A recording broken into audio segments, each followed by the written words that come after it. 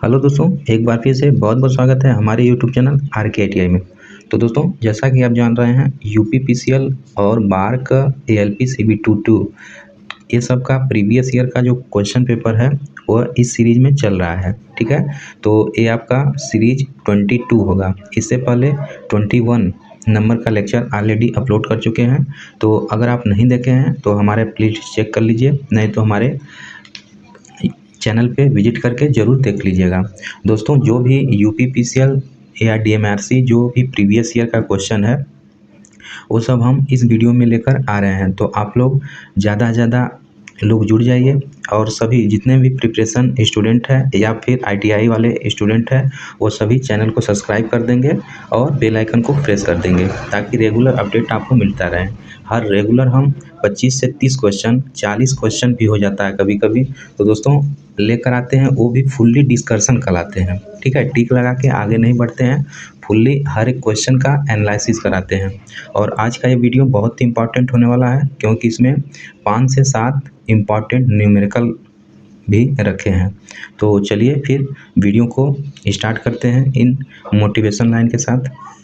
देखिए, अभी दूर है मंजिल, रुकना नहीं है, मुश्किलें आएंगी हजार, झुकना नहीं है। जी हाँ मेरे दोस्तों, ये अभी जो मंजिल आपकी दूर है उसे रुकना नहीं है आपको। ठीक है, अपनी मंजिल को पाने के लिए मुश्किलें हजार आएंगी लेकिन आपको झुकना नहीं है। ठीक है, वैकेंसी रिसेंटली में अभी बार का है और उसके बाद UPPCL TG2 का है। 2024 में भी बहुत सारे वैकेंसी आने वाली है। तो आप लोग मन लगा के मेहनत से तैयारी कीजिए क्योंकि 2 से 4 साल जो भी स्टूडेंट अपना तैयारी कर रहा है, 2 से 4 साल बहुत ही उसके लिए महत्वपूर्ण डे होते हैं, दिन होते हैं। उसके बाद समय भी बदल जाता है और आप लोग भी बदल जाते हैं। ठीक है, तो समय का ध्यान देते हुए आप लोग अच्छे से अपनी तैयारी को और भी ऊंचे लेवल तक ले जाइए।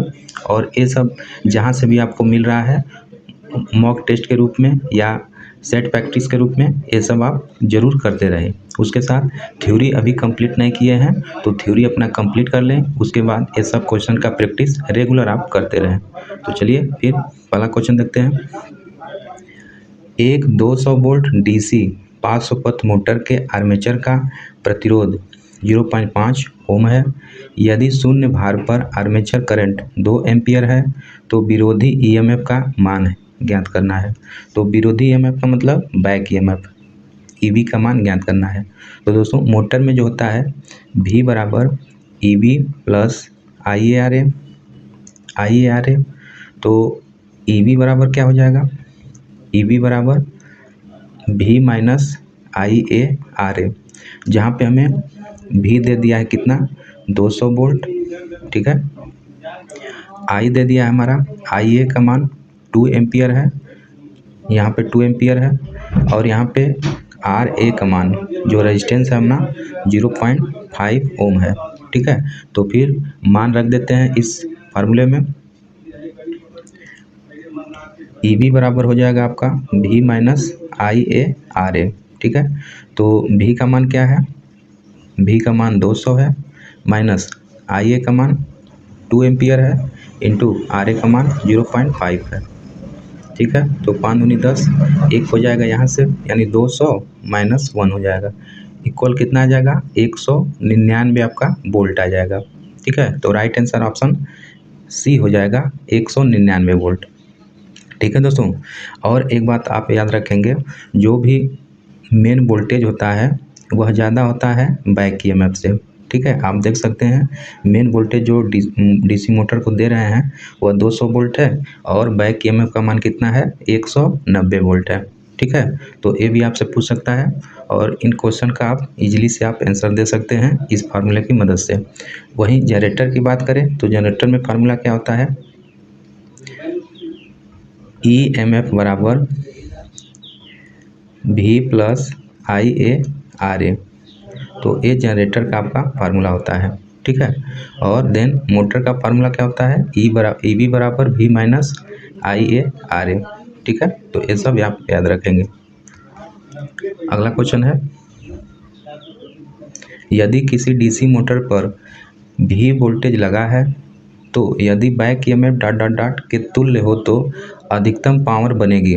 तो दोस्तों डीसी मोटर में जो अधिकतम पावर होती है बैक ईएमएफ का ईबी बराबर V/2 होता है। अधिकतम पावर के लिए ईबी बराबर V/2 होता है। तो भी ईबी जो होता है समानुपाती भी के हो जाएगा, यानी ऑप्शन आपका ए बिल्कुल सही हो जाएगा। ठीक है, राइट आंसर ऑप्शन ए हो जाएगा। अगला क्वेश्चन देखते हैं।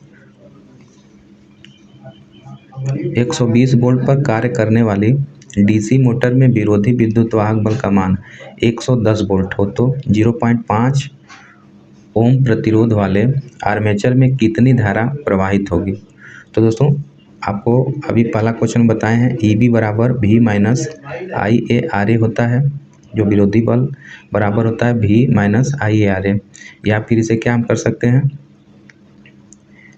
ईबी माइनस भी बराबर,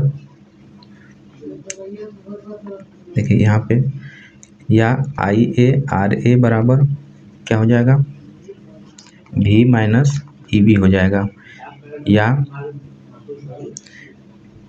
IA बराबर RA को नीचे भेज देंगे V-EB बटा RA हो जाएगा।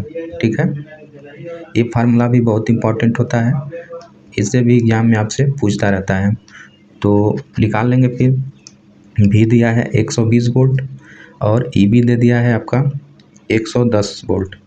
ठीक है, बैक ईएमएफ विरोधी ईएमएफ है 110 वोल्ट है और आरए का मान 0.5 है, तो रख देंगे मान।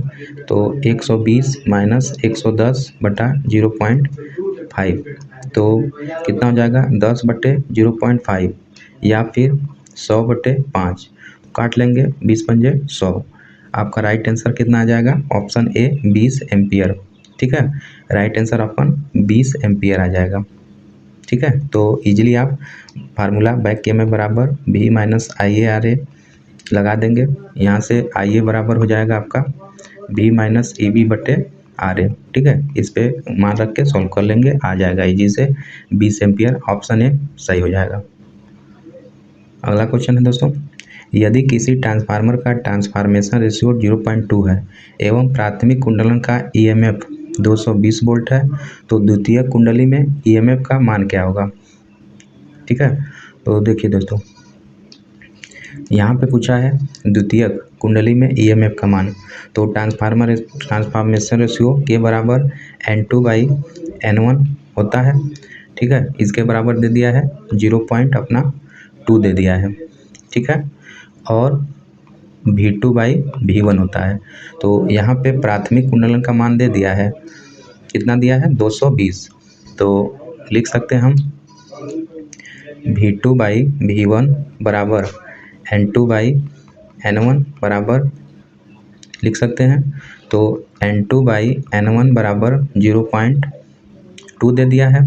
ठीक है, तो या N2/N1 बराबर के भी लिख सकते हैं, तो यहाँ से हम लिख लेंगे V2/V1 बराबर के, या V2 बराबर के इंटू V1, तो मान रख देंगे के का मान कितना है 0.2 है और V1 का मान 220 है, तो कितना आ जाएगा 22 दूनी 44, यानी 44 वोल्ट आपका आ जाएगा। राइट आंसर ऑप्शन सी हो जाएगा। ठीक है दोस्तों, देखिए इसमें फार्मूला आप लगा देंगे, जैसे ट्रांसफॉर्मेशन रेशियो होता है V2/V1 बराबर N2/N1, ये वाला फार्मूला लगा देंगे, तो इसकी जगह पे दे दिया आपका 0.2, यानी N2/N1 बराबर के, तो के का मान दे दिया है 0.2, तो बस इसमें मान रख देंगे, इसी से आपका V2 का मान जो द्वितीय कुंडली में EMF है आ जाएगा, तो ऑप्शन सी बिल्कुल सही हो जाएगा। अगला क्वेश्चन देखते हैं, ट्रांसफार्मर की मुख्य कुंडली और द्वितीय कुंडली में फेरों की संख्या क्रमशः 1000 तथा 3000 है। यदि मुख्य कुंडली में 80 वोल्ट है तो AC प्रयुक्त की जाती है तो द्वितीय कुंडली का प्रति फेरा विभवांतर होगा। तो इजीली से हम लगा देंगे, जानते हैं ट्रांसफार्मर में N2/N1 बराबर V1 तो मान रख देंगे हम। तो N2 का मान कितना है, 3000 है। N1 का मान 1000 है। यहाँ 80 वोल्ट है प्राइमरी में, यानी V2 ज्ञात करना है, V1 दे दिया है 80। तो यहाँ से क्या हो जाएगा, कट जाएगा, 3 हो जाएगा, 8 के 24 गुणा कर देंगे तो V2 बराबर 240 वोल्ट आ जाएगा। यानी ऑप्शन आपका ए बिल्कुल सही हो जाएगा, 240 वोल्ट। ठीक है, ऑप्शन आपका ए बिल्कुल सही हो जाएगा। तो फार्मूला से आप इजीली से दोस्तों निकाल सकते हैं। अगला तो क्वेश्चन बोल रहा है दोस्तों, एक स्टेप अप ट्रांसफार्मर का रूपांतरण ट्रांसफॉर्मेशन अनुपात 3:2 है। यदि प्राइमरी वोल्टेज 30 वोल्ट है तो सेकेंडरी वोल्टेज क्या होगा। तो क्या क्या दिया है दोस्तों, उसको लिख लेते हैं हम। देखिए प्राइमरी वोल्टेज यानी V1 का मान दे दिया है 30 वोल्ट है, और ये स्टेप अप ट्रांसफार्मर का रूपांतरण है, यानी N2/N1, N2 बड़ा होगा N1 से।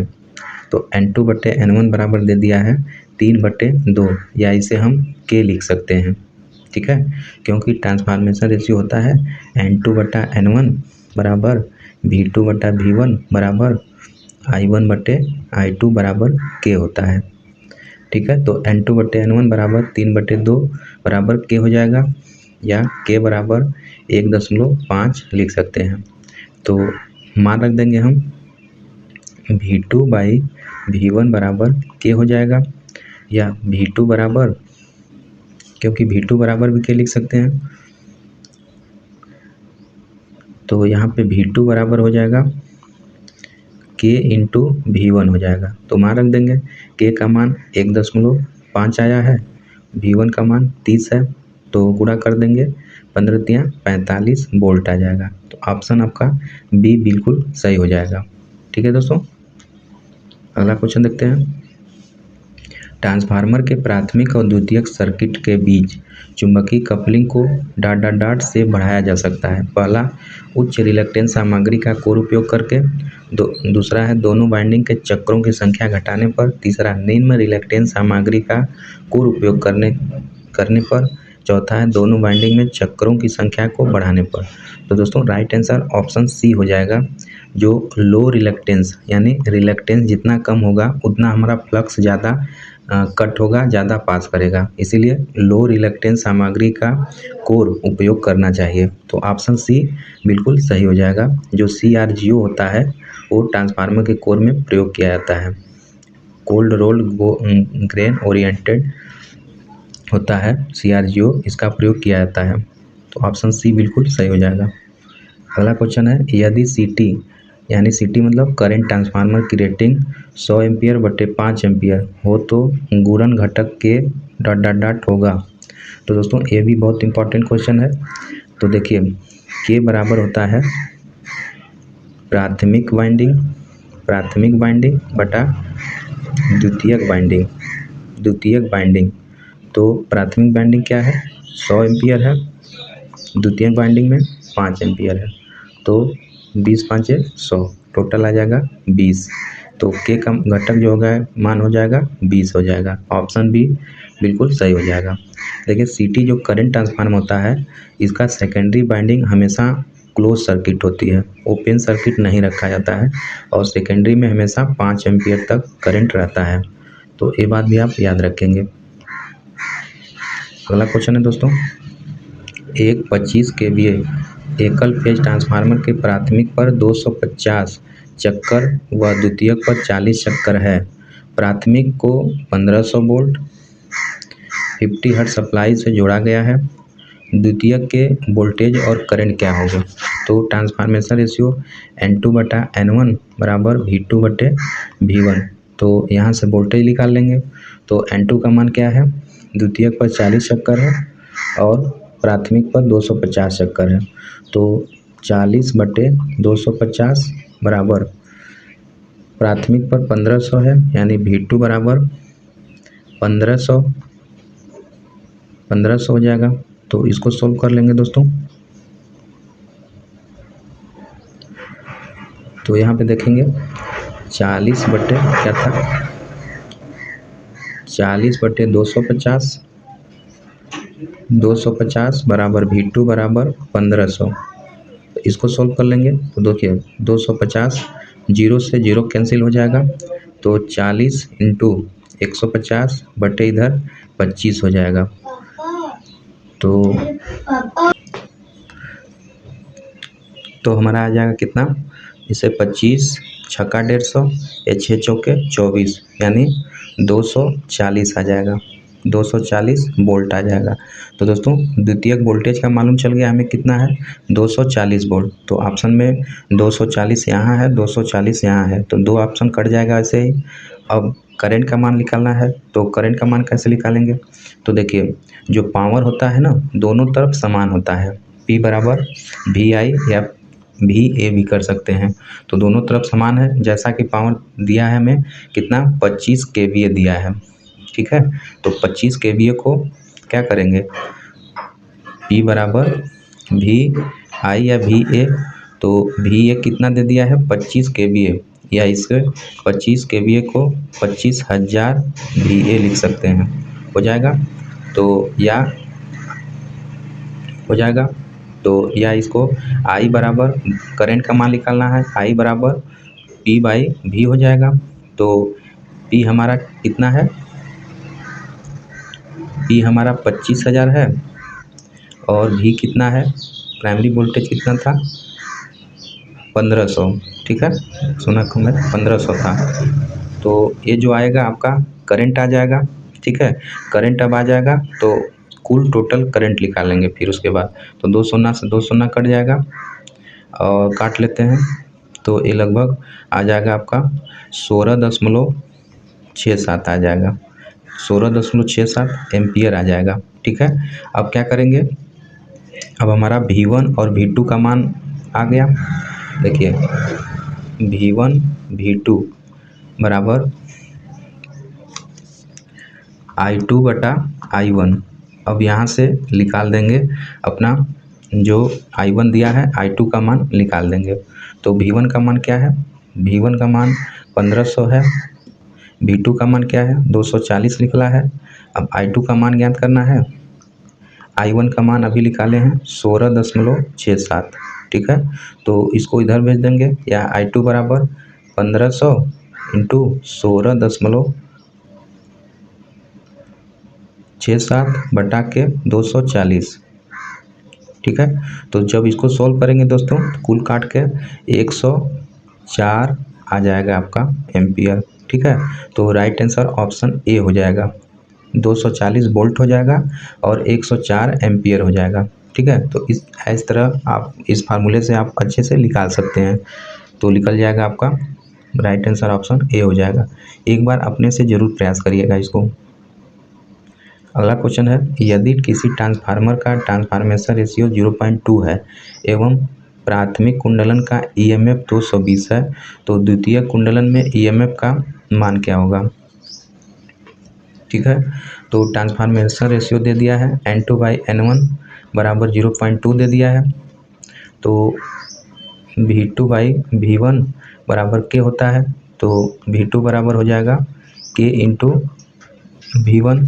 तो K का मान दिया है 0.2 है और V1 का मान कितना है 220 है, तो कट जाएगा 22 दूनी 44 हो जाएगा, यानी आपका राइट आंसर ऑप्शन सी हो जाएगा 44 वोल्ट। इससे पहले भी क्वेश्चन ऐसा हम लगा चुके हैं, देख लीजिएगा। तो ऑप्शन सी हो जाएगा 44 वोल्ट। अगला क्वेश्चन है दोस्तों, लैप वाइंडिंग DC मशीन में समांतर पथों की संख्या ... के समान होती है। तो लैप वाइंडिंग में क्या होती है, देखिए लैप वाइंडिंग जो होता है समांतर पाथ A बराबर P होता है, यानी पोल की संख्या के बराबर होता है। और बात करें वेव वाइंडिंग में, तो वेव वाइंडिंग में A बराबर 2 होता है।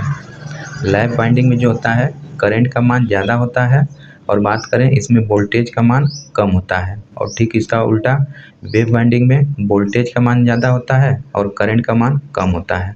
तो ये भी पॉइंट आप याद रखेंगे। तो लैप वाइंडिंग में जो है समांतर पथों की संख्या पोल की संख्या के बराबर होनी चाहिए। तो ऑप्शन देख लेते हैं, ऑप्शन सी बिल्कुल सही हो जाएगा, पोल्स की संख्या के बराबर, A बराबर P होता है लैप में, ऑप्शन सी बिल्कुल सही हो जाएगा। अगला क्वेश्चन है, फोटोवोल्टाइक सेल में किस तरह के पदार्थ का प्रयोग किया जाता है? लेड और टिन चालक का, अर्धचालक का, चांदी का, कार्बन का।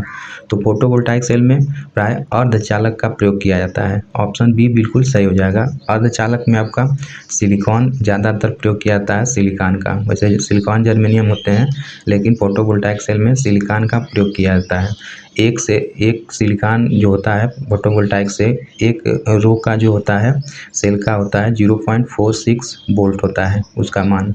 ठीक है, ये भी आप याद रखेंगे। तो अर्धचालक प्रयोग किया जाता है। अगला क्वेश्चन है, कार्यालय और अन्य विशिष्ट उद्देश्य के लिए किस प्रकार के प्रकाश की अनुशंसा की जाती है?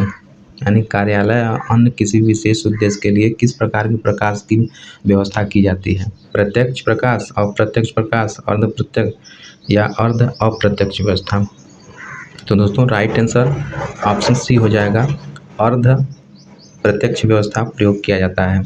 ठीक है, तो जैसा कि हम बताए हैं पिछले सेशन वाले में जो आया था क्वेश्चन, उसमें बताए थे ये जो होता है प्रकाश व्यवस्था 4 प्रकार का होता है। पहला होता है प्रत्यक्ष प्रकाश व्यवस्था।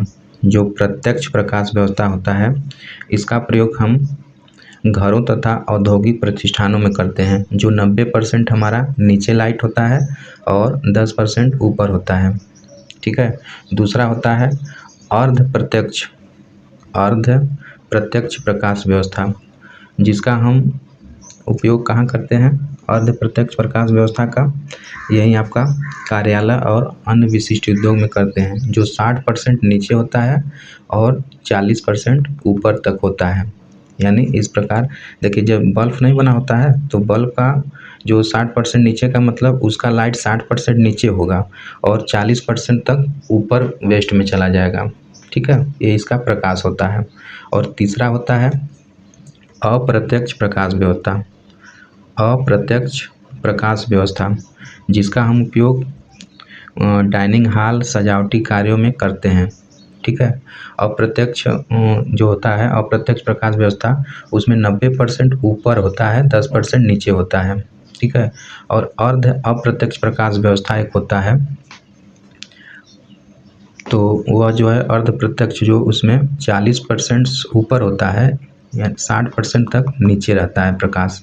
ठीक है, और एक होता है सामान्य प्रकाश व्यवस्था, जो चारों तरफ अपना बल्ब लगा होता है, चमकता रहता है। ठीक है, तो इस प्रकार प्रकाश व्यवस्थाएं होती हैं।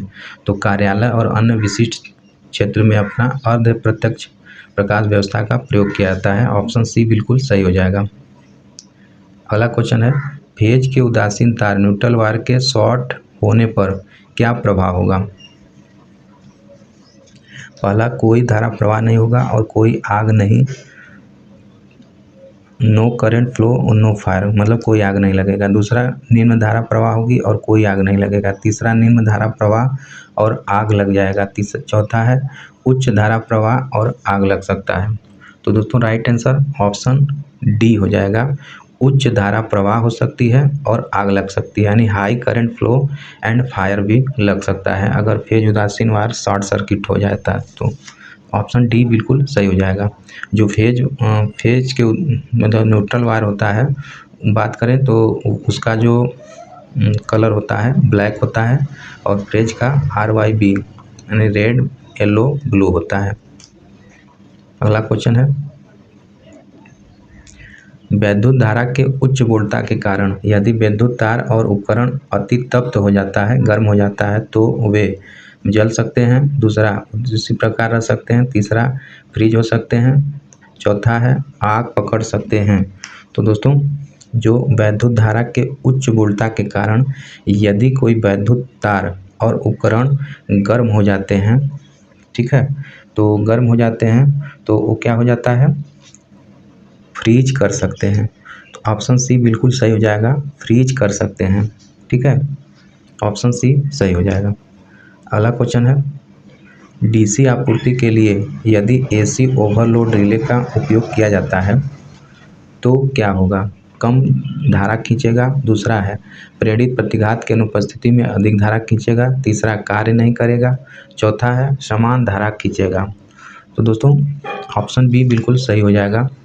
प्रेरित प्रतिघात की अनुपस्थिति में अधिक धारा खींचेगा। अगर डीसी आपूर्ति के लिए अगर एसी ओवरलोड रिले लगा देते हैं तो प्रेरित प्रतिघात की अनुपस्थिति में एब्सेंट में अधिक करंट खींचेगा। ऑप्शन बी बिल्कुल सही हो जाएगा। अगला क्वेश्चन है 3 फेज शुद्ध प्रतिरोध भार लोड में शक्ति होती है। तो 3 फेज में लोड शक्ति क्या होती है? P बराबर √3 VL IL cos फाई होता है। तो देख लेते हैं P बराबर हाफ VL IL, दूसरा है P बराबर VL IL cos फाई, तीसरा है P बराबर √3 VL IL, चौथा है P बराबर 3 VL IL cos फाई। तो दोस्तों ऑप्शन बी आपका सही हो जाएगा। ठीक है, यहाँ पे दिया है ये cos फाई रहता तो भी सही हो जाता, वैसे भी आपका सही आंसर सी हो जाएगा। अगला क्वेश्चन देखते हैं विशिष्ट प्रतिरोध की इकाई क्या होती है। हम जानते हैं रो आर बराबर रो एल बटे ए। तो आर का मान ओम होता है, एल मीटर में होता है, ए क्रॉस सेक्शन एरिया होता है, मीटर स्क्वायर होता है, या रो बराबर क्या हो जाएगा आर इंटू ए बटा एल हो जाता है। तो ओम यहाँ पे मीटर स्क्वायर बटा मीटर, तो मीटर मीटर से कैंसिल हो जाएगा यानी ओम मीटर। तो रो का मान क्या हो जाता है, रो जहाँ विशिष्ट प्रतिरोध होता है तो उसका मात्रक ओम मीटर हो जाएगा। देख लेते हैं ऑप्शन ओम मीटर पहला ही दिया है तो ऑप्शन ए बिल्कुल सही हो जाएगा, ओम मीटर हो जाएगा। विशिष्ट प्रतिरोध का मात्रक ओम मीटर। ठीक है, ऑप्शन ए बिल्कुल सही हो जाएगा। अगला क्वेश्चन है श्रेणी प्रकाश व्यवस्था सीलिंग सीरीज लाइटनिंग हेतु 240 वोल्ट आपूर्ति के लिए कितने 6 वोल्ट बल्ब की आवश्यकता होगी। तो दोस्तों कितने 6 वोल्ट बल्ब की आवश्यकता होगी, तो क्या करेंगे सप्लाई वोल्टेज में एक बल्ब की रेटिंग निकाल लेंगे, यानी 240 में 6 से भाग कर देंगे, जितना आएगा उतने बल्ब की आवश्यकता होगी। तो 6 चौके 24 यानी 40 बल्ब की आवश्यकता होगी। तो ऑप्शन आपका बी बिल्कुल सही हो जाएगा, 40 बल्ब की आपूर्ति की आवश्यकता होगी। अगला क्वेश्चन है किस प्रकार का एक converter DC motor, AC motor, converter और इन्वर्टर की तरह कार्य कर सकता है। पहला है धातु प्लेट दृष्टिकारी, दूसरा मरकरी आर्क दृष्टिकारी, तीसरा एसी वोल्टेज रेगुलेटर, चौथा रोटरी कन्वर्टर। तो दोस्तों ऑप्शन डी बिल्कुल सही हो जाएगा। जो रोटरी कन्वर्टर होता है वह डीसी मोटर कामा एसी मोटर कामा कन्वर्टर और इन्वर्टर की तरह कार्य कर सकता है। कौन? Rotary converter. ऑप्शन डी आपका बिल्कुल सही हो जाएगा। अगला क्वेश्चन देखते हैं जब उपकरण का धातु पिंड भू संपर्क यानी अर्थ में रखा जाता है तो यह उपकरण का किसके संरक्षण करता है। भंजन बलता का, अतिधारा का, क्षरण धारा का, चौथा है अंततः धारा का। तो राइट आंसर क्या हो जाएगा ऑप्शन सी। जो लीकेज करंट होता है उसका जो है अर्थ हमारा ग्राउंड कर देता है उसको। हमारे बॉडी में जैसे मोटर होता है ना, मोटर के बॉडी में अर्थ पॉइंट दिया रहता है, तो जैसे बॉडी में कोई लीकेज करंट फ्लो होती है तो उसको ग्राउंड कर दिया जाता है। तो वही क्वेश्चन में पूछ रहा है क्या करता है, तो क्षरण धारा यानी लीकेज करंट को वह संरक्षण करता है। ऑप्शन सी बिल्कुल सही हो जाएगा। अगला क्वेश्चन है निम्न में से कौन द्वितीय प्रकार के यंत्रों का उदाहरण है। पहला टेंजेंट गैल्वेनोमीटर, दूसरा वाट मापी, तीसरा रैले धातु तुला, चौथा है अपना निरपेक्ष वैद्युत मापी। तो दोस्तों जो द्वितीय प्रकार के यंत्र होते हैं तो राइट आंसर क्या हो जाएगा ऑप्शन बी हो जाएगा वाट मापी। वाट मापी जो होता है द्वितीय प्रकार के यंत्र होते हैं। बात करें वैद्युत उपकरण जो इलेक्ट्रिकल इंस्ट्रूमेंट 2 प्रकार का होता है, एक प्राइमरी इंस्ट्रूमेंट होता है, दूसरा सेकेंडरी इंस्ट्रूमेंट होता है। ठीक है, तो प्राइमरी इंस्ट्रूमेंट में अपना टेंजेंट गैल्वेनोमीटर आ जाता है, रिले धारा तुला आ जाता है और निरपेक्ष वैद्युत मापी आ जाता है। बात करें सेकेंडरी में तो सेकेंडरी में यह उपयंत्र अपना आउटपुट मापे जाने वाली राशि के पदों में होता है। ठीक है, इसमें जो रोटेशनल भाग होता है वह अधिक होता है, जैसे इसका जो एग्जांपल होता है सेकेंडरी इंस्ट्रूमेंट का, अमीटर हो गया, वोल्ट मीटर हो गया, वाट मीटर हो गया, ये सब जो है सेकेंडरी इंस्ट्रूमेंट में आते हैं। ठीक है, तो सेकेंडरी पूछा था, ऑप्शन बी आपका सही हो जाएगा। अगला क्वेश्चन है, gas field tungsten filament lamp का ऑपरेटिंग तापमान लगभग होता है 2000, 1500, 2700, 2200। तो दोस्तों राइट आंसर ऑप्शन सी हो जाएगा।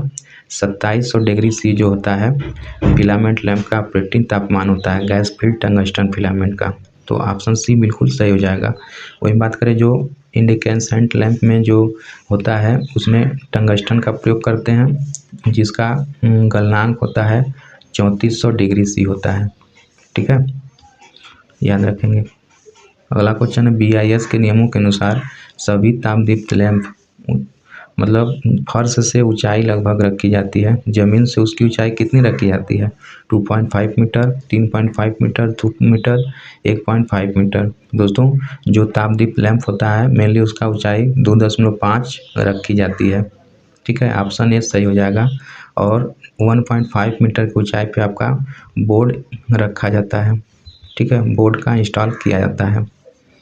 तो राइट आंसर क्या हो जाएगा? ऑप्शन ए हो जाएगा। 2.5 मीटर ऊंचाई पे तापदीप्त लैंप को लगाया जाता है।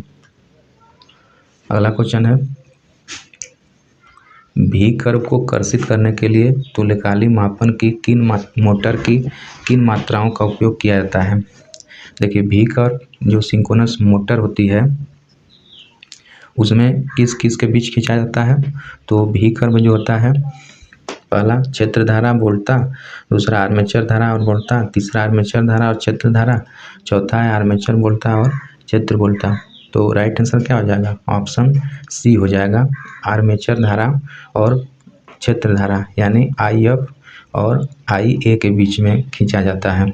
वही बात करें इन्वर्ट भी होता है, तो इन्वर्ट जो भी होता है वह पावर फैक्टर cos फाई और क्षेत्र धारा के बीच में खींचा जाता है। तो इसको भी आप याद रखेंगे।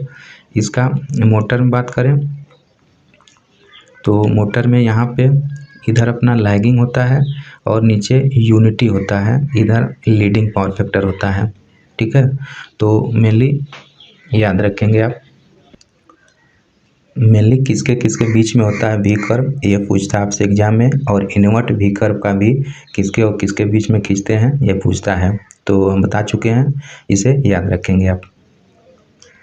अगला क्वेश्चन है, 415 volt 3 phase square cage induction motor के लिए अंगूठे के नियम थंब रूल के रूप में पूर्ण भार धारा डॉट के रूप में ली जाती है। HP रेटिंग से बराबर, HP रेटिंग से 2.5 गुना, HP रेटिंग से 2 गुना, HP रेटिंग से 3 गुना, 1.5 गुना। तो राइट आंसर क्या हो जाएगा? ऑप्शन डी हो जाएगा। HP यानी हार्स पावर रेटिंग से 1.5 गुना, 3/2 लिया जाता है 5F, तो 3/2 का हो जाता है 1.5 गुना। तो ऑप्शन क्या हो जाएगा? डी बिल्कुल सही हो जाएगा। अगला क्वेश्चन है, परमाणु उत्पादन केंद्र प्रक्रिया न्यूक्लियर जनरेटर स्टेशन प्रोसेस में पहले चरण में डॉट प्रयोग किया जाता है। क्या विखंडन, संलयन, अभिक्रिया, समस्थानिक। तो पहले चरण में क्या प्रयोग किया जाता है? विखंडन। ठीक है, ऑप्शन ए बिल्कुल सही हो जाएगा। तो नाभिकीय अभिक्रियाएं 2 प्रकार की होती हैं, एक पहला होता है संलयन, दूसरा होता है विखंडन। जो संलयन होता है इनके अंतर्गत 2 हल्के न्यूक्लियर मिलकर एक जटिल न्यूक्लियर बनाते हैं और ऊर्जा निकलती है, जैसे हाइड्रोजन का मिलकर हीलियम बनना, हाइड्रोजन से मिलकर हीलियम बनना। और फ्यूजन क्या होता है, यानी विखंडन क्या होता है? इसके अंतर्गत भारी अस्थिर न्यूक्लियर वाले परमाणु न्यूट्रॉन से आघात करने पर 2 बराबर भाग में टूट जाते हैं, यानी खंडित हो जाते हैं और पर्याप्त मात्रा में ऊष्मा निकलती है। ठीक है, तो परमाणु उत्पादन केंद्र में पहले जो है चरण में हम विखंडन का इस्तेमाल करते हैं। ऑप्शन ए बिल्कुल सही हो जाएगा। अगला क्वेश्चन देखते हैं, और ये क्यों प्रयोग किया जाता है दोस्तों? तो यह प्रायः बिजली उत्पादन करने के लिए किया जाता है, यानी न्यूक्लियर पावर प्लांट होता है जो हम बिजली उत्पादन के लिए प्रयोग करते हैं। अगला क्वेश्चन है, दिए गए विकल्पों में कौन सार्वत्रिक मोटर का एक लाभ है? पहला, बार बार सर्विस और रखरखाव की आवश्यकता होती है। दूसरा, समायोज्य गति से चलती है। तीसरा, अपेक्षाकृत उच्च शोर करती है। चौथा है विद्युत चुम्बकीय टेलीविजन और रेडियो व्यतिकरण पैदा करती है। तो दोस्तों ऑप्शन बी आपका बी बिल्कुल सही हो जाएगा, समायोज्य गति पर चलती है। ठीक है, जो यूनिवर्सल मोटर यानी सार्वत्रिक मोटर होती है, इंग्लिश में यूनिवर्सल मोटर कहते हैं। एसी और डीसी दोनों सप्लाई पहले तो ये वर्क करती है, एसी और डीसी दोनों पे कार्य करती है, इसे हम यूनिवर्सल मोटर कहते हैं। या दूसरा इसका नाम होता है एसी सीरीज मोटर। ठीक है, इसके लाभ होते हैं, पहला तो इसमें दिया है समायोज्य गति से चलना। दूसरा, स्वतः प्रारंभ होना यानी सेल्फ स्टार्ट हो जाती है, और उच्च स्टार्टिंग मतलब उच्च बलागुण से प्रारंभ होती है, हाई स्टार्टिंग इसका टार्क होता है, और इसका जो स्पीड कंट्रोल मेथड भी होता है वह इजी होता है। ठीक है, तो ये सब याद रखेंगे, ऑप्शन बी बिल्कुल सही हो जाएगा। अगला क्वेश्चन है, इलेक्ट्रिक रेलवे इंजन में वह धारा मोटर की क्षमता होती है। तो रेलवे इंजन जो होता है, जो जो ट्रैक्शन होता है ना, जो हमारा इंजन होता है मेन, तो वह 2200 HP तक बनाया जा रहा है। ठीक है, तो इसका जो हॉर्स पावर होता है 2200 HP होता है। ऑप्शन ए बिल्कुल सही हो जाएगा। अगला क्वेश्चन है, कोरोना प्रभाव को इनमें से किस तरीके से कम किया जाता है? पहला, चालकों के मध्य उचित अंतराल रखकर ACSR चालक के उपयोग द्वारा। दूसरा, ठोस चालक द्वारा। तीसरा, ताम्र चालक के उपयोग द्वारा। चौथा है कम भार से बचकर। तो ऑप्शन आपका ए बिल्कुल सही हो जाएगा, चालक के मध्य उचित अंतराल रखकर और ACSR चालक का उपयोग करके। ACSR क्या होता है full form? Aluminium conductor steel reinforce होता है इसका फुल फॉर्म। तो ऑप्शन ए बिल्कुल सही हो जाएगा। तो कोरोना क्या होता है? तो कोरोना एक ऐसी प्रक्रिया होती है जिसे उच्च वोल्टता के कारण चालक के चारों ओर संपर्किक वायु मंद ध्वनि एवं बैगनी प्रकाश के साथ बैगनी प्रकाश के साथ भंजित होकर सुचालक बन जाता है। ठीक है, और यह चालक का अंग बनकर वैद्युत धारा प्रवाह में सहायक हो जाता है। तो यह घटना जो होता है कोरोना कहलाता है। दोस्तों यह मेनली 100 kV लाइन के ऊपर लाइन जो होती है, 100 kV से ऊपर वाली जो लाइन होती है उसमें यह फिनोमेना देखने को मिलता है। ठीक है, छोटी ट्रांसमिशन लाइन में देखने को नहीं मिलता है। तो इसके लाभ क्या हैं? पहला है चालकों के बीच की दूरी बढ़ाकर, मतलब कोरोना लाभ नहीं, कोरोना के उपाय को कैसे कम कर सकते हैं। पहला है चालकों के बीच की दूरी बढ़ाकर, इसके मध्य की दूरी बढ़ा के कोरोना को कम किया जा सकता है। दूसरा है ACSR चालक का प्रयोग करके, जैसा कि ये दिया है पहला ऑप्शन में। तीसरा, मोटे चालक या बंडल कंडक्टर का उपयोग करके भी कोरोना को हम कम कर सकते हैं। ठीक है, तो ये सब पॉइंट आप याद रखेंगे दोस्तों कोरोना से रिलेटेड। और कोरोना एक बात और है, कोरोना AC में उत्पन्न होता है, DC में उत्पन्न नहीं होता है, तो इसको भी आप याद रखेंगे। तो दोस्तों आज के लिए बस इतना ही, क्वेश्चन कंप्लीट होता है। आई होप आपको वीडियो पसंद आया होगा। वीडियो पसंद आया होगा तो एक बार कमेंट जरूर करिएगा कैसा आपको वीडियो लग रहा है, ताकि हमें फीडबैक मिले, हम और आगे अच्छा कुछ करने का प्रयास करें। और इस चैनल से अभी तक नहीं जुड़े हैं, सब्सक्राइब नहीं किए हैं, तो कृपया ज़रूर सब्सक्राइब कर लेंगे, क्योंकि रेगुलर हम क्या करते हैं, एक वीडियो या 2 वीडियो ज़रूर लेकर लाते हैं जो आप प्रिपरेशन कर रहे हैं उसके रिलेटेड। तो चलिए फिर मिलते हैं नेक्स्ट वीडियो में, तब तक के लिए अपना ख्याल रखिए, मस्त रहिए, तैयारी जम के कीजिए। जय हिंद, जय भारत।